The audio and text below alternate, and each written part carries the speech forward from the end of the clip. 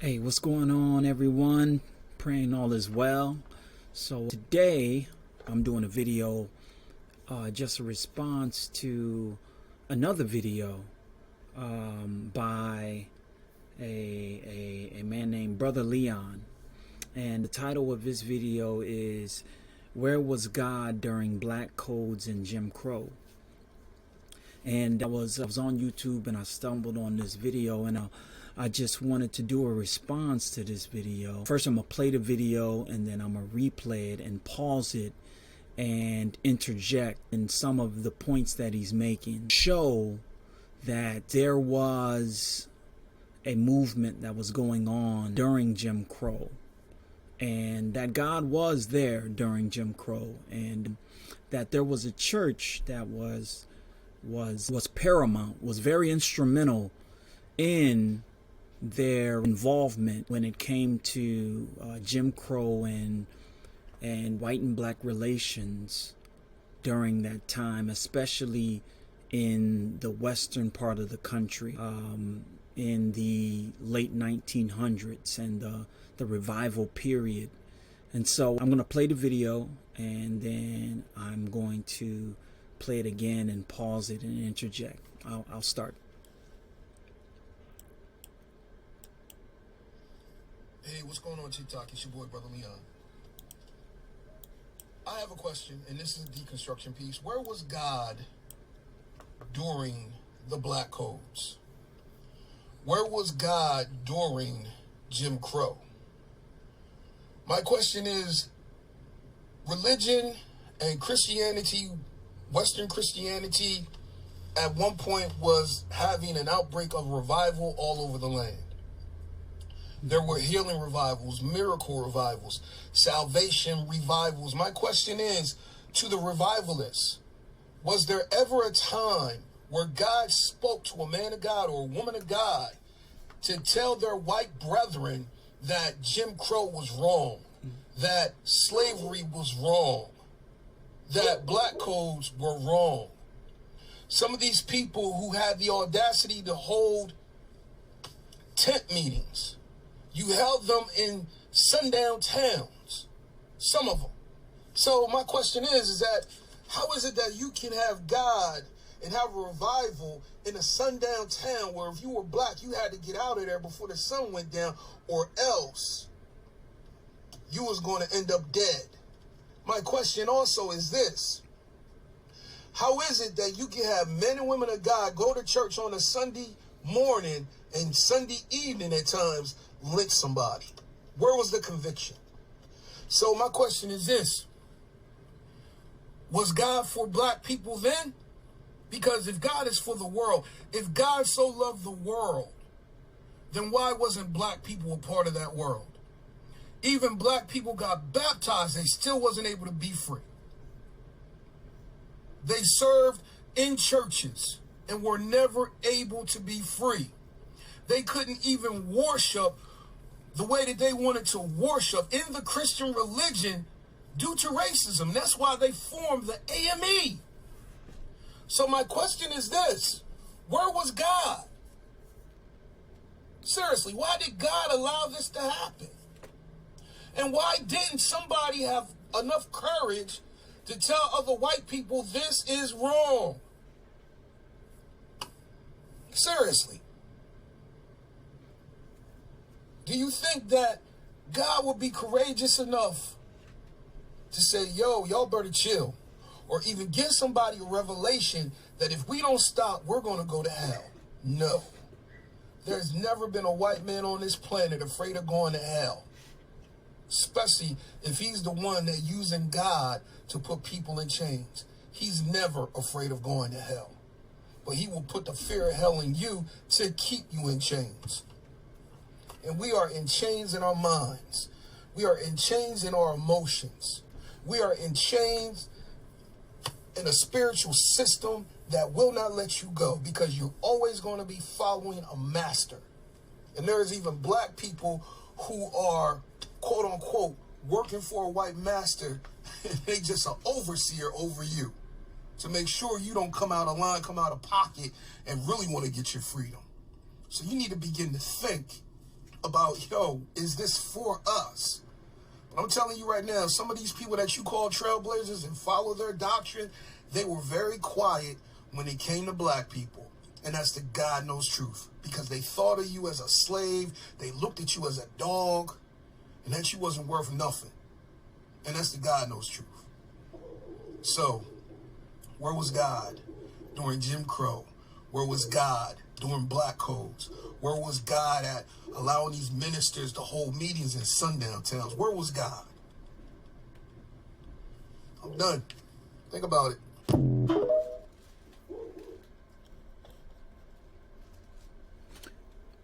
All right. So that was a whole lot to compartmentalize, but here I guess we'll start. Hey, what's going on, TikTok? It's your boy, Brother Leon. I have a question, and this is a deconstruction piece. Where was God during Jim Crow? My question is, Christianity at one point was having an outbreak of revival all over the land. Okay, so there was a revival period in America within the latter 1800s. Here, I'll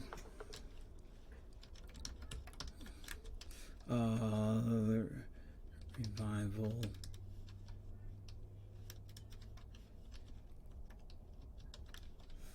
period.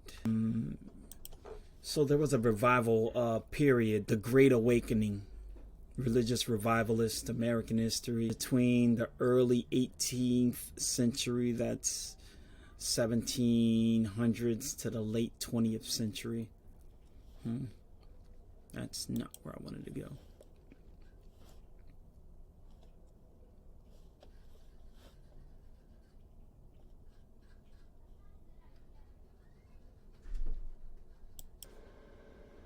So there was a revival period. The revival period that I believe Brother Leon is talking about is the one around Jim Crow. And I know he references also camp meetings and different things that were going on around that time.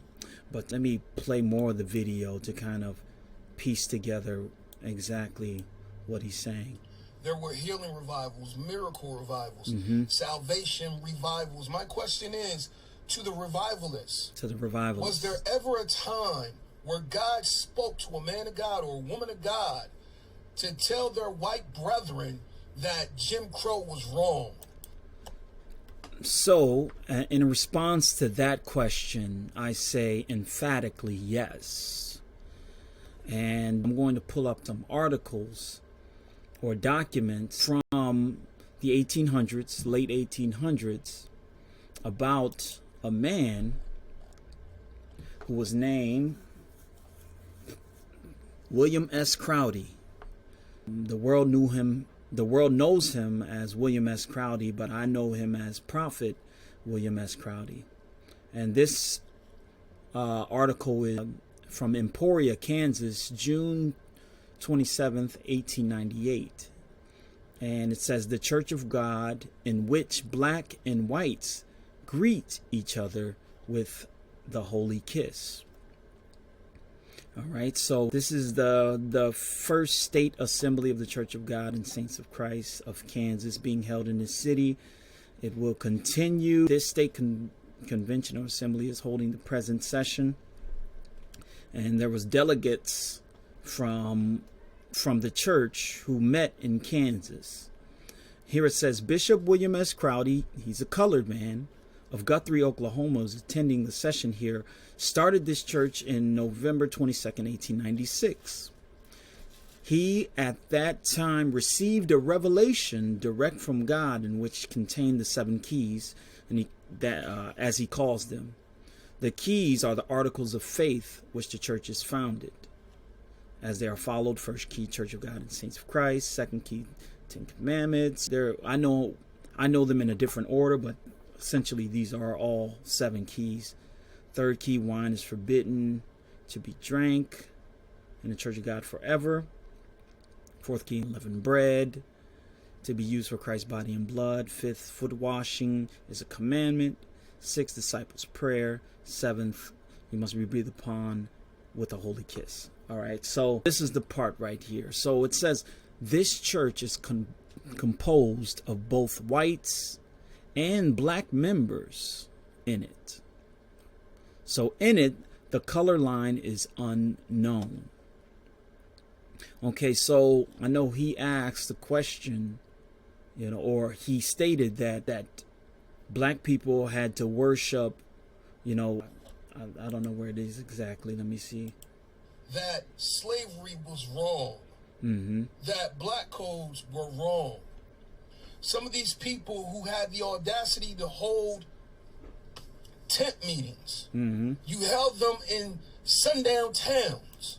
So in the prophet, when he started preaching, many of his first meetings were tent meetings and camp meetings. That's what they were called. They were open air meetings or open field meetings where they were just that he was preaching and he was teaching and giving the doctrine of the church, as well as giving the church name, which was at one time just Church of God, and then in 1896 he incorporated to become Church of God and Saints of Christ. So let's keep going. Some of them. So my question is that how is it that you can have God and have a revival in a sundown town where if you were black, you had to get out of there before the sun went down, or else you was going to end up dead? My question also is this: how is it that you can have men and women of God go to church on a Sunday morning and Sunday evening at times lynch somebody? Where was the conviction? So my question is this: was God for black people then? Of course, God was for black people. And point to what he was saying, and in regards to even lynching, let's go into this article a little bit. So as I said before, the church, this church, the Church of God and Saints of Christ, was composed of both white and black members. In it, the color line is unknown. Right? It says here, the Articles of Faith, all members are required to kiss the bishop and presiding pastor when received into the church. This is called the holy kiss. In Romans 16:16, which the first Church of God, which was set up by the apostles, this was an article of faith. Salute one another with a holy kiss, as the churches of God or the churches of Christ salute you. And so this was also a rite of the tribes of Israel, where they would kiss each other in salutation, in brotherly love. And so this was also one of the tenets of the church. And at the time, and this is how large of a movement this church and this doctrine was, is this church has now 65,000 members in the United States and 700 members in Kansas. There are 10 branches or temples now established in Winfield, Emporia, Strong City, Wiggum, Florence, Topeka, North and South Topeka, Lawrence, Learned. And so, again, you had black and white members kissing one another in a church setting. Things that got people, case in point, what's the young man's name? Emmett Till, for whistling at a white woman. In this church, blacks and whites are saluting one another and sharing the same seat. This is not a balcony and lower level church. No, everybody was of equal footing. Now, this is where it gets interesting. He spoke about where was the revelations. He spoke about hanging. Well, this bishop, Prophet Crowdy, the organizer of the church, is a unique individual and has some remarkable adventures. Now, hear about this adventure. An experience since receiving the first revelation from God in 1897, he came near to being mobbed in Fort Worth, Texas, where the white people objected him to greeting white ladies with the holy kiss. Again, this was a rite, or one of the 7 keys of the church, or one of the tenets of the church is the holy kiss. And in Fort Worth, Texas, he's greeting white women with this holy kiss, and the white people objected him doing this. Look at this. They tried him for insanity 3 times. And failing to convict him on this charge, they tried him by Judge Lynch Code, or the Willie Lynch Code, and decided to hang him. So he spoke about those getting hanged. Well, Prophet Crowdy was one of those that they were trying to hang for this very thing. And so, but this is what happened. While on the verge of the abyss through which flows the dark river, he received, as he says, a revelation direct from God in which the war of Spain was foretold. He communicated this revelation to the people, who agreed not to hang him if it came true. As everybody knows, it did come true. The bishop says that he also foretold the cyclone which destroyed Fort Smith, Arkansas, and the terrible flood which visited Kansas City a few weeks ago. He now prophesies that this war will be immediately followed by a second great religious war in which his saints will be arrayed against the Pope's people. He says that in this war, Catholicism will be blotted out from the face of the earth. Bishop Crowdy will leave tonight for Topeka. He says that since he has been here, he has received another vision from God containing a warning for McKinley. So the bishop will go to Washington as soon as he can deliver this warning to the president. He would not tell the warning, but tactically imitated that it was something about assassination. Well, okay, this is President McKinley we're talking about. And notice the date, 1898.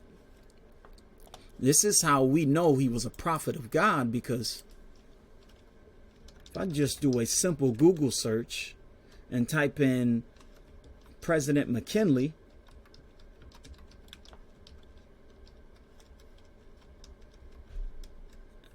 as you can see, he was the 25th president. Oh, let's see. So, let's just go to President McKinley.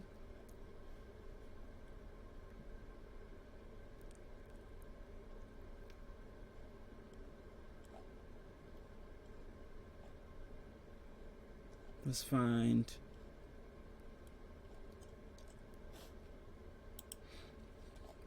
like I said, assassination. We know President McKinley was assassinated, but here it is. The U.S. President William McKinley on September 6, 1901 was assassinated, who was fatally shot and assassinated.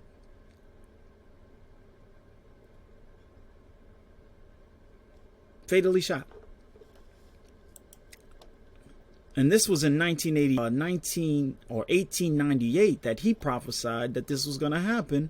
And here it is in 1901 that he's trying to go warn President McKinley.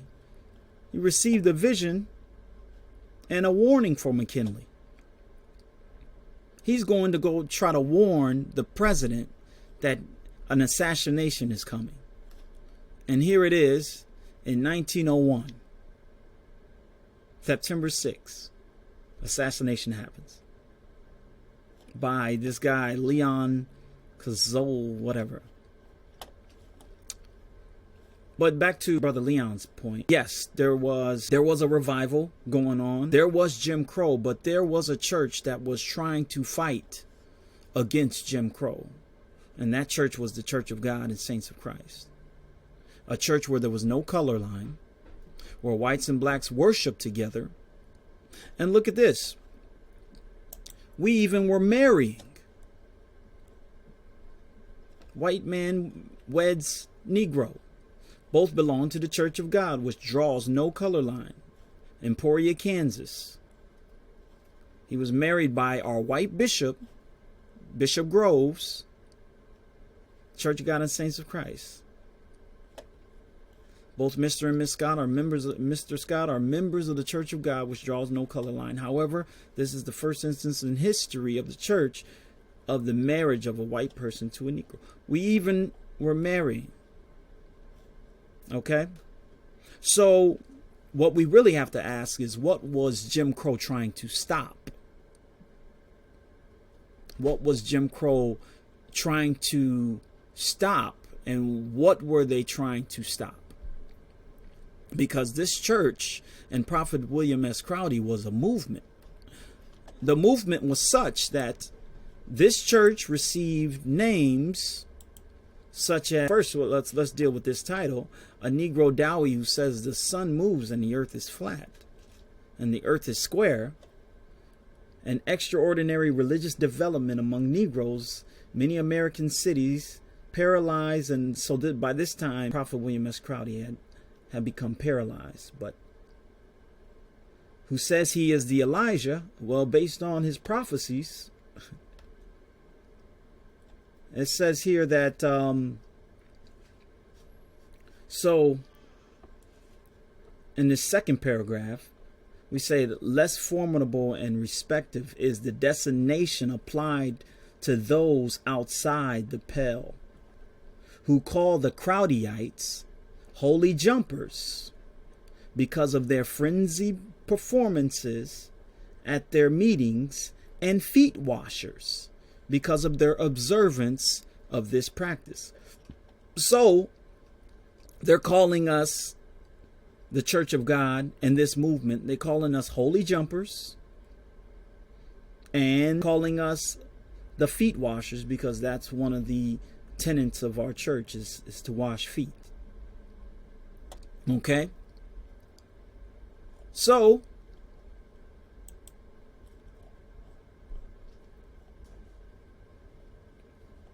as we can see, the church believes in the observance of Saturday. So we have to understand also that that was a very huge contention within the religious circles of that time, because everybody respected Sunday as the day of worship. I mean, the Catholic Church and Catholicism was responsible for the Sunday change or the Sunday mandate. And so you have this church who not only is bringing both blacks and whites together, or if I use biblical language, Jews and Gentiles together, they're changing the day of observance from Sunday to Saturday. Now, mind you, let's go back to our original. We're talking about 65,000 members in the United States, 700 members in Kansas. This was not a small movement. And look toward the end here. It says this church believes in the observance of Saturday as a day of rest. The bishop says, this is another thing, that it has practically absorbed the Seventh-day Adventist. So Seventh-day Adventists are now becoming part of the Church of God, worshiping on, well, the Seventh-day Adventists were already worshiping on the 7 days, so that wasn't a huge change for them. But yeah, so when you ask where was God, God was there. It's Satan was fighting. Satan was putting up laws, Jim Crow, and all this was because this was happening. Anytime you have white men marrying Negroes, And all of this togetherness that this church was accomplishing at the time, there had to be laws placed. And this is one of the reasons that Prophet Crowdy was going to go to Washington. Bishop will go to Washington as soon as he can deliver the warning to the president. It's part of the reason he was going to Washington. And this is another thing about Prophet Crowdy. The Sable Bishop, when here before, about 5 months ago, repeated 800 chapters of the Bible offhand. Not scriptures, chapters. How many chapters are in the Bible?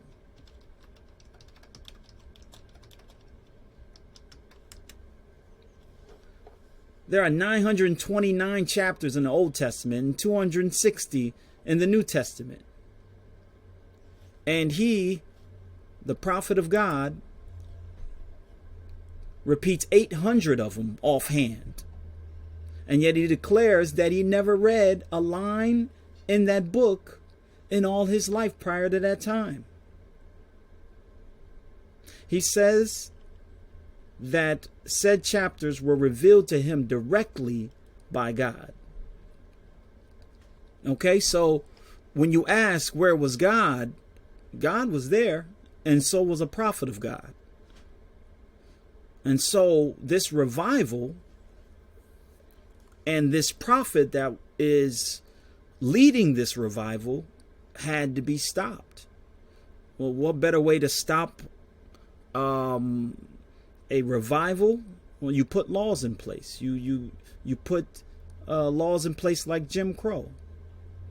You put in 1896, the same year the church was established, the Church of God and Saints of Christ was established. You throw in Plessy versus Ferguson.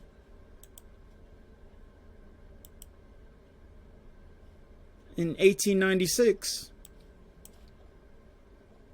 Plessy versus Ferguson. Let me go back.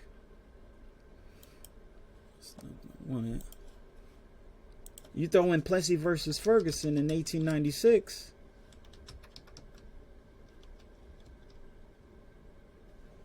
Ferguson date. You throw in Plessy versus Ferguson in 1896, separate but equal, which further imposes Jim Crow laws. So this is when Jim Crow upheld state-imposed Jim Crow law. It became legal.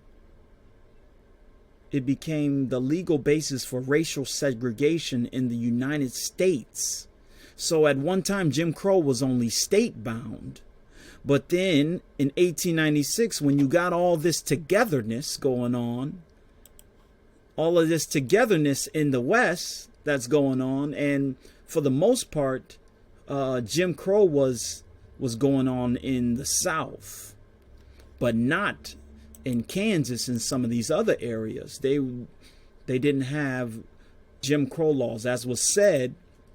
That's why they were trying to profit under the Jim Crow law and try to hang him. So Kansas in Texas, because Texas had the Jim Crow law, but Kansas, I don't believe they had the Jim Crow law. But here we find Plessy versus Ferguson becomes mandated in 1896, which imposes the Jim Crow law. All right. So where was God? God was there. Because if God is for the world, if God so loved the world, then why wasn't black people a part of that world? Even black people got baptized, they still wasn't able to be free. They served in churches and were never able to be free. They couldn't even worship the way that they wanted to worship in the Christian religion due to racism. That's why they formed the AME. So my question is this: where was God? Seriously, why did God allow this to happen? And why didn't somebody have enough courage to tell other white people this is wrong? Prophet William S. Crowdy definitely had more than courage. He had revelations. And he went straight to Congress and preached. I have more documentation about how he went and preached before Congress for 2 weeks. And so there was a movement going on. Maybe it's just not well documented about what was going on, but there was a movement going on trying to fight against this Jim Crow era. And because of Jim Crow, and because of, you know, many of the people of America, the blacks and the whites, they bought into it. It actually caused the split in the Church of God. It caused a split. And because of that, the church split into the West and the East. You know, and so there definitely was a movement going on. And, you know, and the Church of God, and Prophet William S. Crowdy was the forerunner of all of this revival. You know, this revival that was going on. And so, yeah, I just wanted to do a quick response. And, you know, I pray that whoever sees this video, you know, feel free to comment and respond and bring information about this particular time period. But to answer the question, yes, God was there. And God is still here. This church still exists. And this Church of God is a big part of American history. American history. And so, but that's all. I didn't mean for it to be 34 minutes long, but yeah, I'll say peace for now.